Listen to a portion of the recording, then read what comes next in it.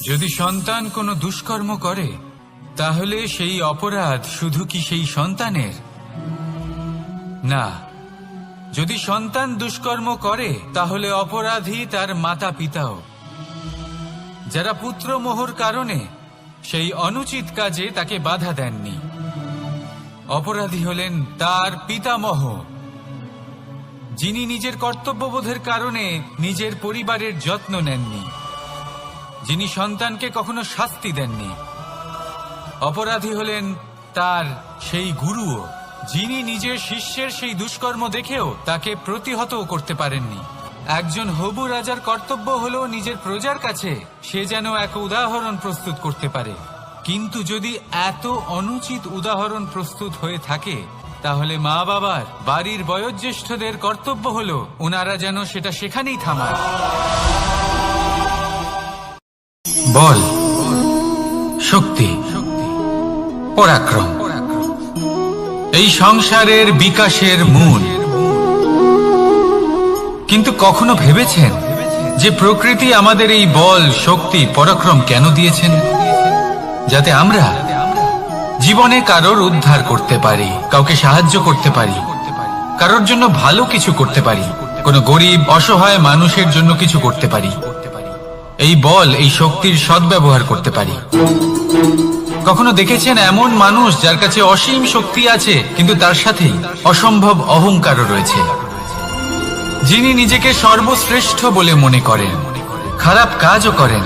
আপনি দেখবেন প্রকৃতি এবং মানুষ তাকে ভাঙতে সর্বদা চেষ্টা করেন। মনে রাখবেন, যতই সুবিশাল পর্বত হোক না কেন, তা যদি পথে পড়ে তাকে ভেঙে পথ প্রশস্ত করা হয়। যদি আপনার কাছে বল থাকে, শক্তি থাকে, পরাক্রম থাকে, তাহলে তার সদ্ব্যবহার করুন, কাউকে সাহায্য করুন, কাউকে রক্ষা করুন। যদি আপনি আপনার শক্তির দুর্ব্যবহার করেন তাহলে মনে রাখবেন আপনি নিজের বিনাশ নিজেই আমন্ত্রণ করছেন। এবার বল অর্জন করার পরে, শক্তি অর্জন করার পরে আপনি নিজেকে বিনাশ করতে চান নাকি এই সংসারের উদ্ধার করতে চান? সিদ্ধান্ত আপনার। রাধা রাধা। যখন সুখ আসে তখন সে আপনার পরীক্ষা নেয় যে আপনার মধ্যে অহংবোধ জাগ্রত হয়নি তো। যদি অহংবোধ চলে আসে তাহলে সুখ সেখানেই সঙ্গ ত্যাগ করে। দুঃখ আপনার ধৈর্যের পরীক্ষা নিতে থাকে, আর যদি আপনার মধ্যে ধৈর্য না থাকে তাহলে এটা আপনাকে আরো বেশি দুঃখের গভীর অন্ধকারে ঠেলে দেবে। সেখানে শক্তি পরীক্ষা নেয় আপনার বিনম্রতার। যদি আপনি বিনম্র না হন তাহলে হয় এই শক্তি আপনার সঙ্গ ত্যাগ করবে, নয় এই শক্তি বিনম্রতার অভাবে আপনার পতনের কারণ হতে পারে।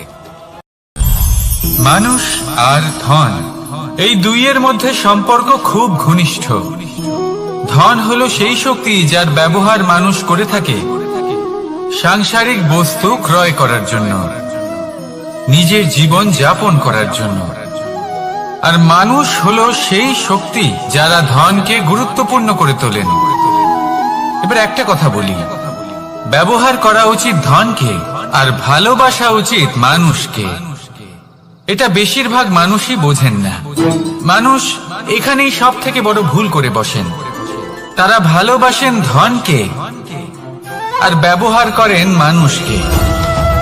এ হলো অনুচিত।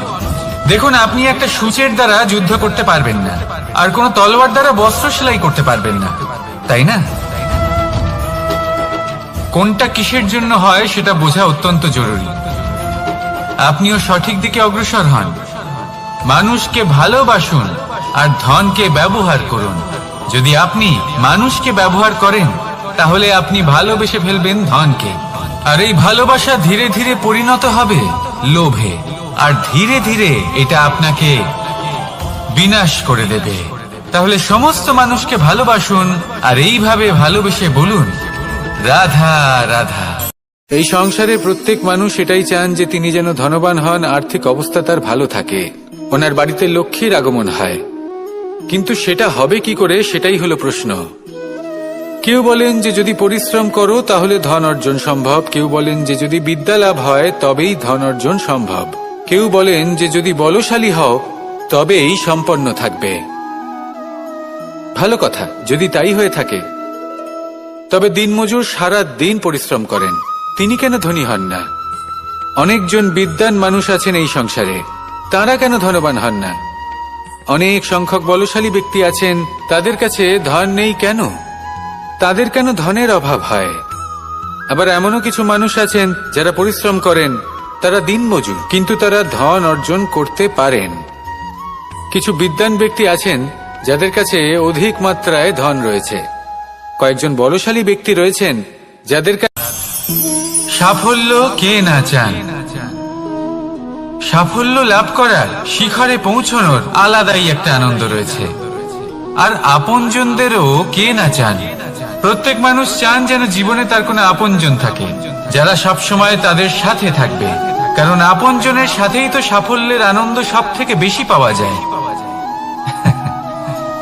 কিন্তু আসলে কি হয়, অনেক সময় সাফল্যের খোঁজে সেই পথে চলতে চলতে আমরা আপনদের থেকে দূরে চলে যাই, না চাইতেও দূরে চলে যেতে হয়, ওনাদের সাথে সময় কাটাতে পারি না। আর আমরা ভুলে যাই যে সাফল্যের আসল আনন্দ আপনজনদের সাথেই পাওয়া যায়। সফল হওয়ার পরে আপনদের সাথে দেখা হলে তাদের চোখে আমাদের জন্য যে আবেগ থাকে, যে সম্মান, যে প্রেম থাকে, সেটাই হলো আসল পুরস্কার। আমরা সেই কথা ভুলে যাই এবং একা হয়ে পড়ি। বেশিরভাগ সময় এটাই হয়, বেশিরভাগ সময় সফল মানুষগুলি একা হয়ে যান। এবার আপনি কি চান? আপনি অসফল হয়ে দিনগুলি একাকিত্বে কাটাতে চান, নাকি সফল হয়ে আপনজনদের সাথে আনন্দে থাকতে চান? সেই সিদ্ধান্ত আপনার। সাফল্যের পেছনে ছুটুন, নিজেকে উজাড় করে দিন, কিন্তু আপনজনদের সঙ্গ ত্যাগ করবেন না।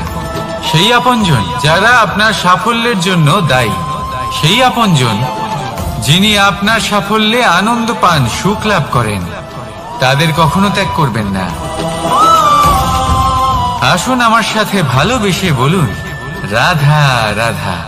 অনেক সময় আপনি কোনো ব্যক্তিকে এটা বলতে শুনবেন যে আমি আমার নিজের উপরে গর্ব করি, আমি নিজেকে নিয়ে গর্ব করি, আমি খুব ভালোভাবে আমার মা বাবার সেবা করি, ওনাদের আমি সবসময় সুখী রাখি, ওনাদের আমি একটা বাড়ি দিয়েছি, সকল সুখ সুবিধা দিয়েছি, ওনাদের জীবনে প্রত্যেক জিনিস দিয়েছি আর দেব যা তাদের প্রয়োজন। এবার আমাকে বলুন যে আপনি কে হন? আপনি হলেন সেই বীজ যা আপনার মাতা পিতা রোপণ করেছেন। আপনার মা বাবাই আপনাকে এই সংসারে জন্ম দিয়েছেন। এবার এইসব কথার কি তাৎপর্য? এই হলো সেই ব্যক্তির দৃষ্টিভঙ্গি। এবার দেখা যাক এই প্রকৃতি আমাদের কি শেখায়। কখনো কোনো গাছকে দেখবেন, যখন সেই গাছে ফল আসে, সে মালিকে এটা বলে না যে দেখো আমি তোমাকে ফল খেতে দিচ্ছি, কারণ ও জানে যে এটা হলো সেই মালির পরিস্থিতি। বাজ পাখিকে পক্ষীরাজ বলা হয়। বাজের আয়ু হলো মোটামুটি 70 বছর।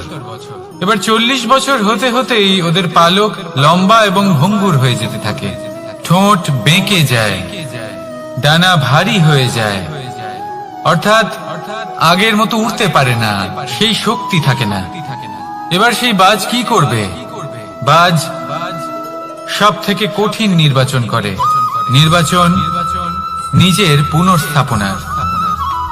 সর্বপ্রথম একটা বিশাল পর্বতে যায়, একান্তে নিজের এক বাসস্থান তৈরি করে, আর তারপরে পাথরের সাথে নিজের ঠোঁট বারবার আঘাত করতে করতে সেই ঠোঁট ভেঙে ফেলে। তারপরে সে অপেক্ষা করে সেই ঠোঁট পুনর্নির্মাণ হওয়ার। তারপর সেটাই করে নিজের পালকের সাথে। তারপরে নিজের ডানা থেকে এক এক করে ভারী পালকগুলো ছিঁড়ে ফেলে দেয়। আর তারপর 150 দিনের এই যন্ত্রণা সহ্য করার পরে ও ফিরে পায় নিজের উড়বার অনন্য ক্ষমতা, সেই শক্তি। আর তারপরে ও জীবনের পরবর্তী 30 বছর বাঁচে।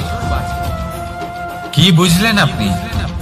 যদি ইচ্ছে শক্তি থাকে তাহলে একজন দুর্বলও শক্তিশালী হতে পারে। আপনিও এটাই করুন, নিজের অতীতের যন্ত্রণার বোঝাগুলিকে ত্যাগ করুন আর কল্পনার খোলা আকাশে উন্মুক্ত হয়ে উড়ে বেড়ান। নিজের পুনর্স্থাপনা করুন, তবেই সর্বশ্রেষ্ঠ হতে পারবেন। আর মনে রাখবেন, এই ছোট ছোট পদক্ষেপই বড় বড় শিখরে পৌঁছে দিতে পারে। তাহলে আসুন আর আমার সাথে ভালোবেসে বলুন, রাধা রাধা। এই সংসারে আপনার সব থেকে বড় বন্ধু কে? কেউ বলবেন ছোটবেলার বন্ধুরা, কেউ বলবেন মাতা পিতা, কেউ বলবেন ঈশ্বর। এবারে বলুন যে এই সংসারে আপনার সব থেকে বড় শত্রু কে? কেউ বলবে আপনার বিরোধী, সেই ব্যক্তি যে আপনাকে হিংসে করে, বা আপনার নিজের অহংকার। আমি বলবো যে এই সংসারে আপনার সব থেকে বড় বন্ধু হলো আপনার নিজের মন।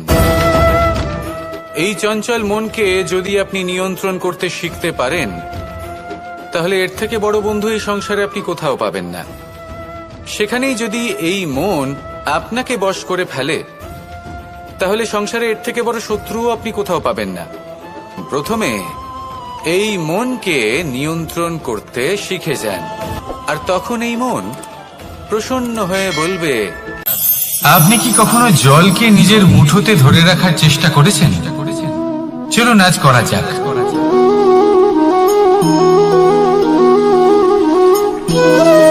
যদি আপনি নিজের মুঠো জোরে বন্ধ করেন, জল ধরে রাখতে পারবেন না। যদি আপনি তাকে এমনি বইতে দেন, তাহলে ও নিজের পথ নিজেই করে নেবে, আর আপনার হাতেও থেকে যাবে। আমাদের জীবনও হলো কিছুটা এরকম, জলের মতো। নিজের পথ নিজেই করে নেয় এই জীবন। প্রত্যেক সমস্যার সমাধান নিজেই করে নেয় এই জীবন। তাই জীবনে যখন কোনো পরিস্থিতি আমাদের প্রতিকূল হয়ে থাকে, কিছুই হয়তো আমরা বুঝতে পারছি না, কিছুই যখন বসে থাকে না, তখন আমরা হতাশ হয়ে পড়ি, নিরাশ হয়ে পড়ি। আর এটাই করা উচিত নয়। শান্ত মনে দেখতে হবে যে এই জীবনে আসলে কি ঘটে চলেছে। কষ্ট সবাই ভোগ করেন। কষ্ট পেলে কেউ রেগে যান, রেগে গিয়ে পরাক্রম দেখান। এটাই তো করা উচিত নয়। শান্ত মনে সেটাই করতে হবে যা জীবন আমাদের শেখাতে চাইছে। জীবন আমাদের সব শিখিয়ে দেবে, শুধু মনে রাখবেন কখন প্রয়াস করতে হবে আর কখন আমাদের প্রতীক্ষা করতে হবে, সেটা আগে আপনাকে বুঝতে হবে। তাহলে আসুন আমার সাথে ভালোবেসে বলুন, রাধা রাধা। মানুষ জীবনে তিনটে কাজ অবশ্যই করে থাকে। কিছু দান করে, কিছু গ্রহণ করে, আর কিছু ত্যাগ করে দেয়। এটাও ভাবতে থাকে যে এটা করলে কিভাবে করবে। দেবার জন্য পর্যাপ্ত ধন নেই, নেবার জন্য সংসারে অত স্নেহ নেই, আর ত্যাগ করার জন্য জীবনে এত সুখই নেই, তাহলে কিভাবে করবে? আসলে আমরা বস্তুগত চাহিদা অর্জনে এত ব্যস্ত হয়ে পড়ি যে আমরা বুঝতেই পারি না যে কি নেবার আছে, কি দেবার আছে, আর কি ত্যাগ করার আছে। তাহলে আজ আমি আপনাকে বলেই দিই, মনে রাখবেন এই তিনটে গুরুত্বপূর্ণ গুণ, তিনটে গুরুত্বপূর্ণ কথা।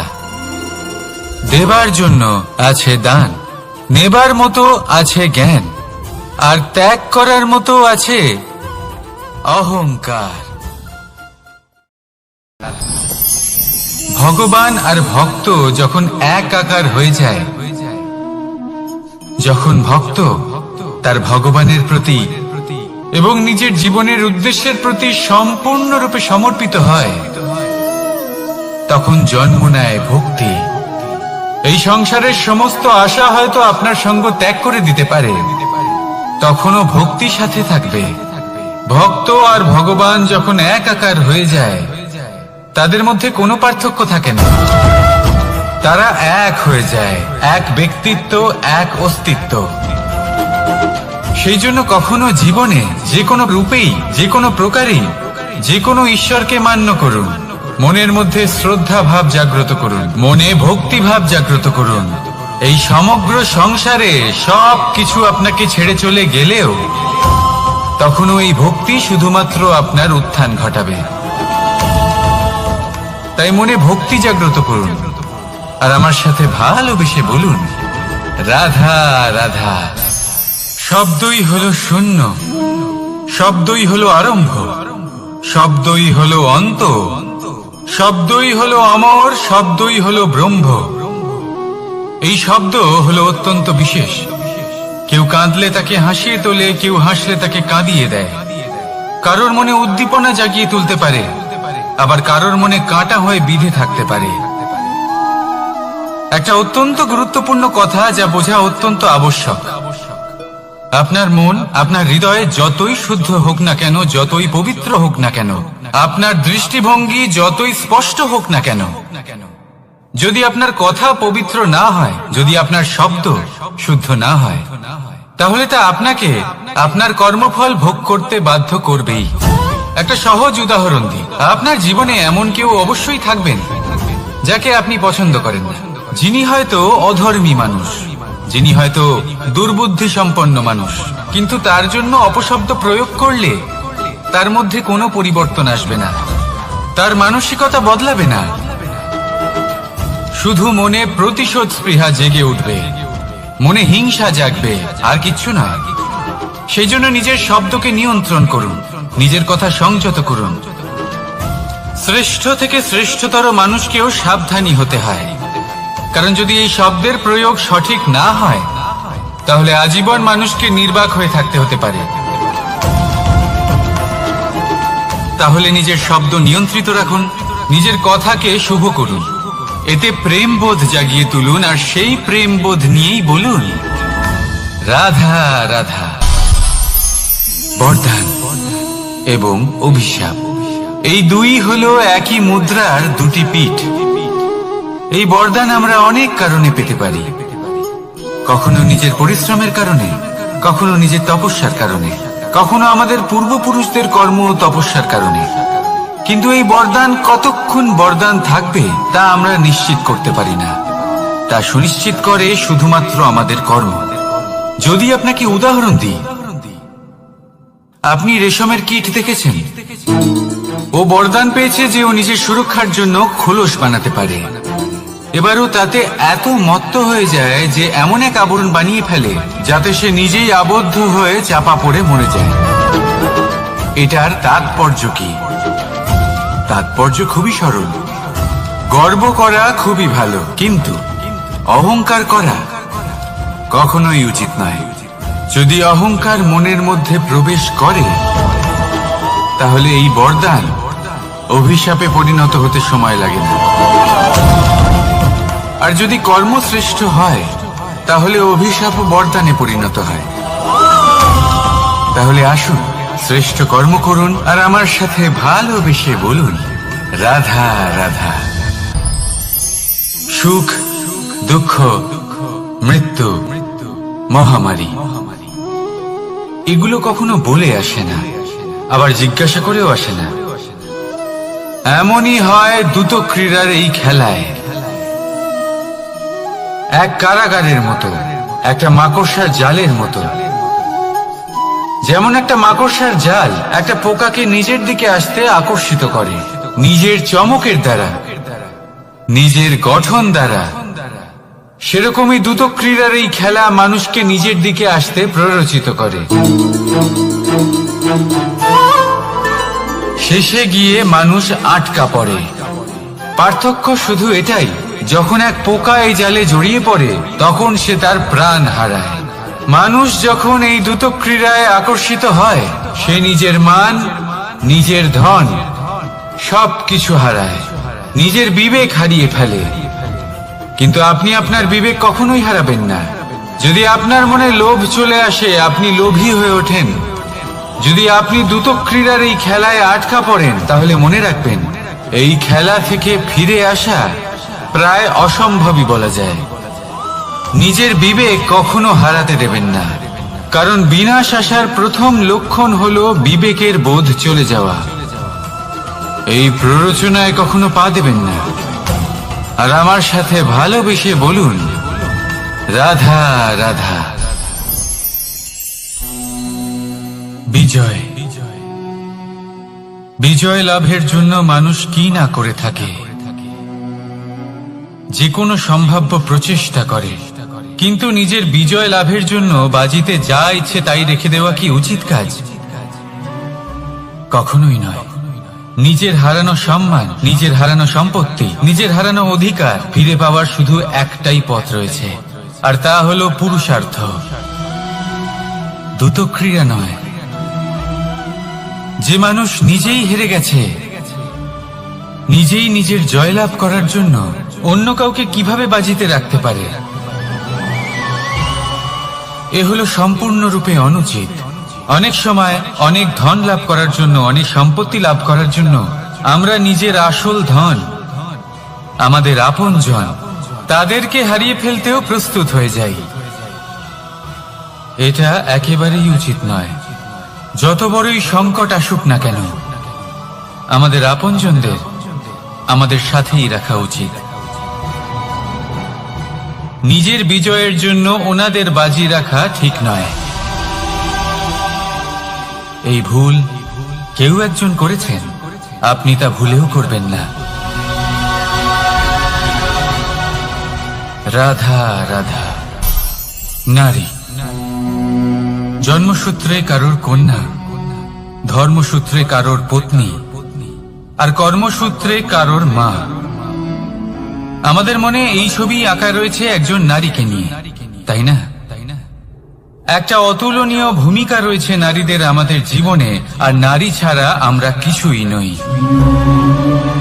কিন্তু অধিকার, সেখানে আমরা একটা ভুল করে বসি। যখন নারী একজন কন্যা থাকে, যখন সে জন্ম নেয়, তখন তার ওপর অধিকার থাকে তার পিতার।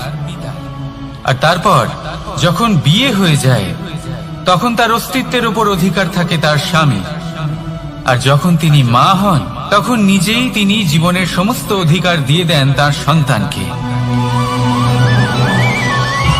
কিন্তু আমরা কি কখনো এটা ভেবেছি এই জীবন হলো তার নিজের?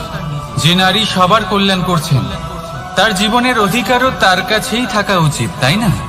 তার নিজের জীবনের সিদ্ধান্ত সে নিজেই নিতে পারেন, নিজেই নিজের ভাগ্যের রচয়িতা হতে পারেন। আর এর জন্য আমাদের নিজেদের পাল্টাতে হবে, দৃষ্টিভঙ্গি পাল্টাতে হবে। কারণ এই ধারণা সেটা আজ বা কালকের ব্যাপার নয়, এটা ঘটে চলেছে বহু বছর ধরে, আর চলতেই থাকবে যদি আমরা এটা না বদলাই। আর এটা তখনই সম্ভব হবে যখন আমরা নিজেদের মধ্যে পরিবর্তন আনব। তাই আজকের পর থেকে, এই মুহূর্ত থেকে, কোনো নারীর ওপর অকারণ অধিকার স্থাপনের আগে সহস্রবার ভেবে দেখবেন। কারণ যখন নারী নিজের অধিকার কেড়ে নিতে বাধ্য হবেন, তখন শুধু এবং শুধুমাত্র বিনাশই ঘটবে। রাধা রাধা।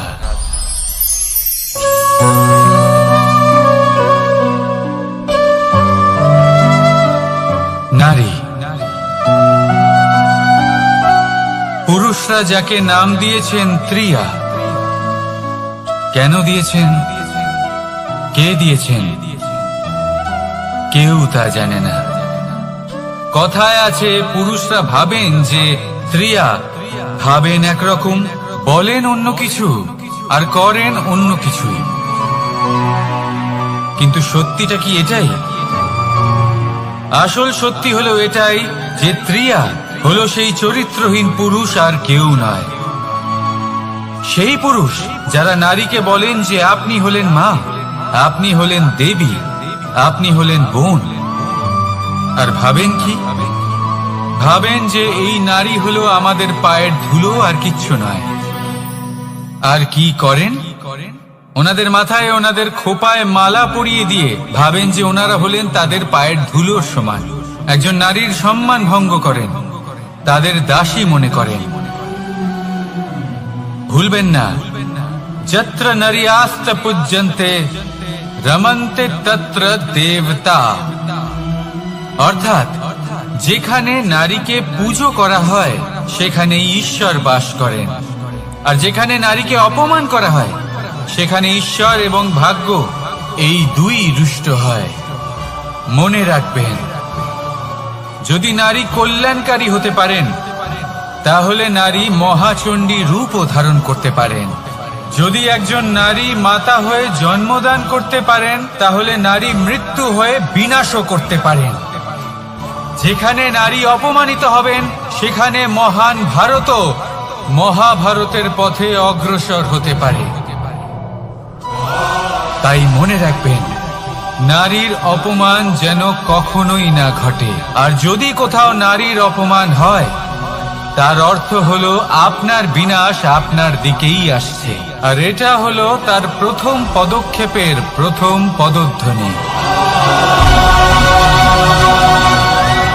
রাধা রাধা।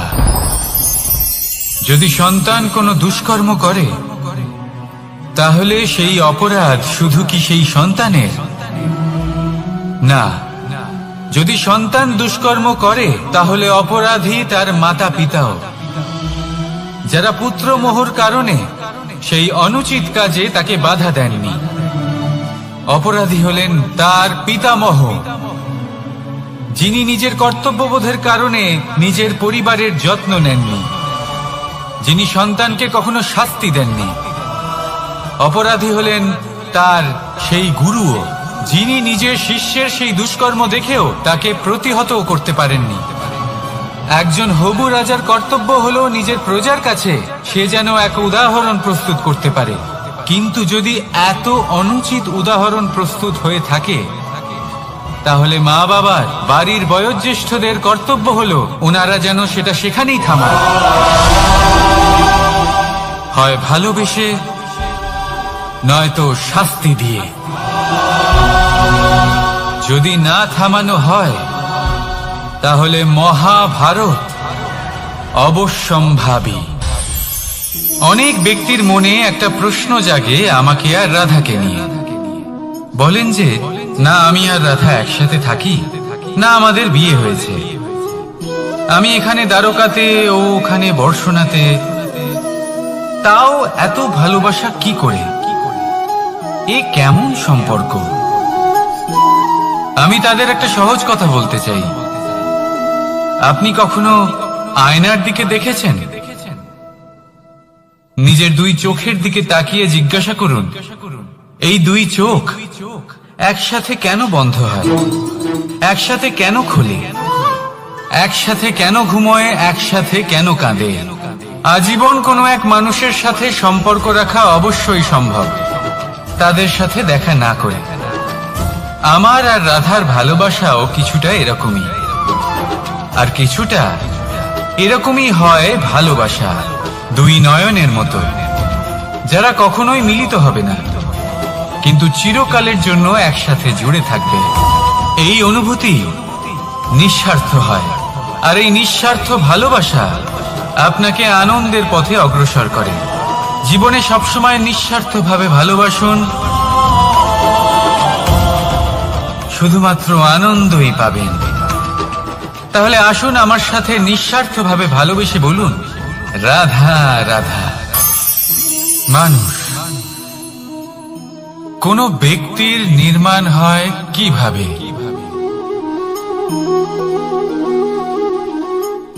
কেউ বলবেন পঞ্চতত্ত্বের দ্বারা, কেউ বলবেন আত্মা, দেহ ও চেতনার দ্বারা, কেউ বলবেন ঈশ্বরের কৃপার দ্বারা, তো কেউ বলবেন এই প্রকৃতির পরীক্ষার দ্বারা।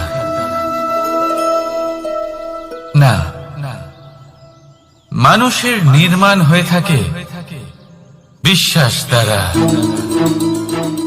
ব্যক্তি তখনই গড়ে ওঠেন যখন ব্যক্তিত্ব থাকে, ঠিক কিনা? আর ব্যক্তিত্ব তখনই হবে আর সেরকমই হবে যেরকম বিশ্বাস আপনি নিজের উপরে রাখবেন। যদি আপনি মনে করেন আপনি বিষের ন্যায় হবেন, তাহলে আপনি বিষাক্তই হবেন। যদি আপনি এটা মনে করেন যে আপনি অমৃতের ন্যায় হবেন, তাহলে আপনি অমরই হয়ে যাবেন। যদি আপনি নিজের উপরে বিশ্বাস রাখেন যে আপনি সংসারের সব থেকে উঁচু পর্বতের শিখরে পৌঁছতে পারবেন, তাহলে আপনি অবশ্যই পৌঁছবেন। যদি আপনার এরকম মনে হয় যে আপনি এরকম কখনো করতে পারবেন না, তাহলে এরকম কখনোই হবে না। ভেবে দেখবেন, বিশ্বাসের মধ্যেই বিশ্ব বাস করে থাকে, তো আপনার অস্তিত্ব কেন করবে না? যেমন বিশ্বাস আপনি নিজের উপরে রাখবেন, তেমনই আপনি হয়ে উঠবেন। সেই জন্য নিজের উপরে বিশ্বাস রাখুন, আর হ্যাঁ, ভালোবেসে বলুন রাধা রাধা। শত্রুতা, একজন মানুষ অন্য মানুষের সাথে শত্রুতা করে বসেন। দুজন ঘনিষ্ঠ বন্ধু, এমনও এক সময় আসতে পারে যখন এনারা একে অপরের শত্রু হয়ে ওঠেন। এর অনেকগুলো কারণ হতে পারে, কিন্তু মূল কারণ হলো আলোচনা। আগে হ্যাঁ, আপনি যদি কারোর বিষয়ে আলোচনা করেন তাহলে সে আপনার শত্রু হয়ে যেতে পারে। এবার মনে একটা প্রশ্ন আসতে পারে যে এটা কিভাবে সম্ভব হতে পারে? আলোচনা, এটা তো অত্যন্ত জরুরি। যদি আমি নিজের বন্ধুর খারাপ কাজের বিষয়ে আলোচনাই না করি তাহলে সে শুধরবে কি করে? এ কথা সত্যি যে আলোচনা আবশ্যক, কিন্তু তার থেকেও বেশি গুরুত্বপূর্ণ এবং আবশ্যক হলো আপনার এই সিদ্ধান্ত এটাই যে আপনার এই আলোচনা কোন স্থানে করবেন। যদি এটা সবার সামনে করবেন ভাবেন, তাহলে তা অপমানও হয়ে যেতে পারে। যদি এটা আলাদাভাবে করেন তাহলে তা পরামর্শ হয়ে যায়। অপমান কেউ স্বীকার করতে পারেন না, কিন্তু পরামর্শ সকলের ভালো লাগে। তাহলে যদি আপন কারোর জন্য ভালো কিছু চান, কাউকে শুধরে দিতে চান, আর আপনার মনে হয় আলোচনা আবশ্যক, তাহলে সর্বপ্রথম সময়, পরিস্থিতি আর স্থানের কথা মনে রাখবেন, নয়তো এই আলোচনা আপনাকে খুব ভোগাতে পারে। তাহলে আসুন আমার সাথে ভালোবেসে বলুন রাধা রাধা। আপনার জীবনেও কি সমস্যা রয়েছে? অবশ্যই থাকবে। প্রত্যেকের জীবনেই সমস্যা থাকে। প্রত্যেক মানুষ জিজ্ঞাসাও করেন যে এই সমস্যা আসলে কি আর কেন আসে জীবনে। আপনাকে একটা কথা বলে দিই যে সমস্যা আসলে সেটা নয় যা আপনার পথে বাধা সৃষ্টি করে, বরং সমস্যা হলো সেটাই যেটা আপনি তখন দেখতে পান যখন আপনার একাগ্রতা আপনার পথ থেকে, আপনার লক্ষ্য থেকে সরে যেতে থাকে। আর এই সমস্যাগুলি দূর করার জন্য, এর সমাধান করার জন্য একটাই পথ আছে। নিজের সমস্ত ভাবনা আরো একবার একাগ্র করুন নিজের পথের দিকে, নিজের লক্ষ্যের দিকে। আপনার সমস্ত ভাবনা যদি কেন্দ্রীভূত হয় নিজের লক্ষ্যে, তাহলে এই সমস্যা দূরে থাকবে। যদি এরকম না হয়, যদি আপনার মন একটু অন্যদিকে চলে যায়, তাহলে এই সমস্ত সমস্যা আবার সামনে চলে আসে আর বাড়তেও থাকে। দেখুন, যেখানে আপনার লক্ষ্য রয়েছে, বাণ যদি সেখানেই চালাতে হয়, তাহলে দৃষ্টি তো সেদিকেই রাখতে হবে। তবেই তো আপনি সেই লক্ষ্য ভেদ করতে পারবেন। সেই জন্য মনে রাখবেন, সর্বদা লক্ষ্য রাখবেন নিজের পথে, সেই পথেই সামনে এগোতে থাকুন নিজের লক্ষ্যের দিকে। আপনি যত সামনে এগোতে থাকবেন এই সমস্যা তত পিছিয়ে যাবে। তাহলে আসুন আমার সাথে ভালোবেসে বলুন রাধা রাধা। এই পাখিরা সত্যি খুব সুন্দর, আমার খুব ভালো লাগে। আপনি নিশ্চয়ই শুনে থাকবেন যে কিছু পাখির কাছে ডানা অবশ্যই থাকে, কিন্তু উড়তে পারে না। তারা চায় উঁচু আকাশে উড়ে বেড়াতে এবং মেঘেদের সাথে কথা বলতে, করতেই পারে না। এবার এই সংসারেও পাওয়া যায় ঘুড়িও। এদের মধ্যে না জীবন আছে, না প্রাণ আছে, আর না আছে ডানা, কিন্তু এরা আকাশের সাথে কথা বলে, হাওয়ার বেগের সাথে কথা বলে, আনন্দ করে, উৎফুল্ল হয়ে ওঠে, আকাশে জীবনের কিছু মুহূর্ত কাটায়। তার কারণ কি হতে পারে? কারণ হলো সুতো। এই সুতো যদি সঠিক হাতে থাকে, তাহলে এই কাগজের তৈরি ঘুড়িও আকাশের উচ্চতায় উড়ে বেড়াতে পারে। এবার এই সুতো আসলে কি? এই সুতো হলো আসলে ভালোবাসা, এই সুতো হলো আসলে বিশ্বাসের। আর এটা আপনি দিয়ে থাকেন তাদের হাতে যাদের আপনি বিশ্বাস করেন, যাদের আপনি নিজের সর্বস্ব দিয়ে দেন। ভেবে দেখুন, এই ভালোবাসা আর বিশ্বাসের সুতো আপনি যদি সঠিক মানুষের হাতে দিয়ে দেন, তাহলে আপনি অনেক উচ্চতায় উঠতে পারবেন, আকাশের উচ্চতায় উড়ে বেড়াতে পারবেন, মেঘের সাথে কথা বলতে পারবেন, পাখিদের মতো উঠতে পারবেন, যা ইচ্ছে তাই করতে পারবেন।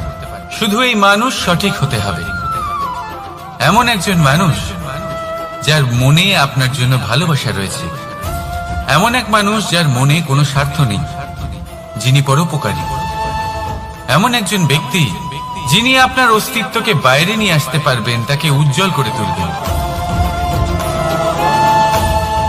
তাহলে ভালোবাসুন, আনন্দ করতে থাকুন, আর এই আনন্দ সহকারে বলুন রাধা রাধা।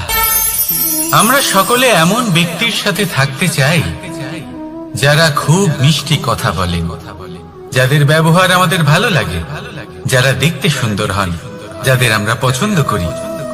আর সব সময় এমন ব্যক্তির থেকে দূরে থাকতে চেষ্টা করি যাদেরকে আমরা পছন্দ করি না, যাদের কথা আমাদের খারাপ লাগে, যাদের কথা একটু কঠোর হয়। আমরা সব সময় চেষ্টা করি এদের থেকে দূরে থাকার, ঠিক কিনা? কিন্তু যদি বাস্তবটা দেখি, তাহলে এই কঠোরতা জীবনে শান্তির প্রলেপ দেয়। ওষুধও একটু কড়াই হয়, কিন্তু এ কি করে? আমাদের সুস্থ করে তোলে। ঠিক সেইভাবেই ভালোবাসার এই অধ্যায় একটু কঠিন, একটু কড়াও মনে হতে পারে, কিন্তু এর ফল সবসময় আপনাদের স্বাস্থ্যের পক্ষে ভালোই হয়। সেই জন্য যদি কেউ আপনার নিন্দে করে, আপনাকে কড়া কথা শোনায়, আপনার ব্যাপারে আলোচনা করে, তার মানে এটা নয় যে সে আপনার শত্রু। হতে পারে তিনি আপনার বন্ধু হন, আপনার জন্য ভালো চান, আপনাকে শুধরে নিতে চান, আপনার মধ্যে কোনো পরিবর্তন দেখতে চান। সেই জন্য কখনো কারোর কথা শুনে বা কাউকে দেখে প্রাথমিকভাবে এই সিদ্ধান্ত নেবেন না যে তিনি আপনার শত্রু হন নাকি আপনার বন্ধু হন। এমনও শত্রু হয়ে থাকেন যে গুড়ের মতো মিষ্টি মিষ্টি কথা বলে আসলে আপনাকে বিষ পান করিয়ে দেবেন, আর এমনও বন্ধু থাকেন যারা আসলে নিমের মতো কড়া কথা বলেন কিন্তু আপনাকে অমৃত পান করান। এদের মধ্যে পার্থক্য করতে জানতে হবে, কে আসলে শত্রু হন আবার কে আসলে মিত্র হন। এই পার্থক্য যখন আপনি করতে শিখবেন, তখন আপনি এই সংসারের সব থেকে সুখী প্রাণী হয়ে উঠবেন। এই পার্থক্য বোঝা সহজ নয়, কিন্তু অবশ্যই আবশ্যক। রাধা রাধা। অসুখ। এমন কোন মানুষ আছেন এই সংসারে যার অসুখ করে না? প্রত্যেক মানুষ কখনো না কখনো অবশ্যই অসুস্থ হয়েছে, তার এই শরীর রোগের শিকার অবশ্যই হয়েছে। এবারে দেখুন, এই রোগ আসে আবার এই রোগ চলেও যায়, কিন্তু সেই রোগ আমাদের কষ্ট দিতে কেন সক্ষম হয়? কারণ হলো স্বচ্ছতা। যদি এই স্বচ্ছতা শরীরে না থাকে, তাহলে মানুষকে শারীরিক কষ্ট পেতেই হবে। ঠিক সেইভাবেই অত্যন্ত প্রয়োজনীয় হলো এই স্বচ্ছতা যেন মনেও থাকে। যদি এই স্বচ্ছতা মনে না থাকে, তাহলে মানুষ চারিত্রিকভাবে কষ্ট সহ্য করেন। এবারে নিবারণ কি হতে পারে? বড়ই সহজ এর উপশম। যদি রোগ শরীরে হয়, তাহলে সর্বপ্রথম স্বচ্ছতা বজায় রাখতে শিখুন, এই শরীরকে পরিষ্কার রাখতে শিখুন। বিচক্ষণতার সাথে এই রোগের সম্মুখীন হন, ভয় পাওয়ার কোনো দরকার নেই। ব্যায়াম করতে থাকুন, সব ঠিক হয়ে যাবে। সেইভাবেই যদি এই অসুখ মনে হয়, তাহলে কি করা যায়? সর্বপ্রথম তার আধারের উপরে নজর দিন। আপনার এই আধারই হলো আপনার আহার। যা আপনি আহার করবেন, সেরকমই মানুষ হয়ে উঠবেন। সেইভাবেই আপনি যেরকম ভাবেন, সেরকমই মানুষ হয়ে উঠবেন। সেই জন্য নিজের ভাবনাকে শুভ করুন, নিজের দৃষ্টিভঙ্গিকে শুভ করে তুলুন, সবকিছু সঠিক হবে। আপনার আমার সবার মধ্যেই এক রাক্ষস বাস করে, তার সম্মুখীন হন, তাকে পরাস্ত করুন। তাহলে এই রোগ সে শরীরেই হোক বা মনের মধ্যে, যদি সঠিক সময় তাকে আটকানো না যায়, তাহলে যে কোনো সময় তা মহামারীর রূপ ধারণ করবে। সেই জন্য সাবধানে থাকুন, সুস্থ থাকুন। তাহলে আসুন আমার সাথে ভালোবেসে বলুন রাধা রাধা।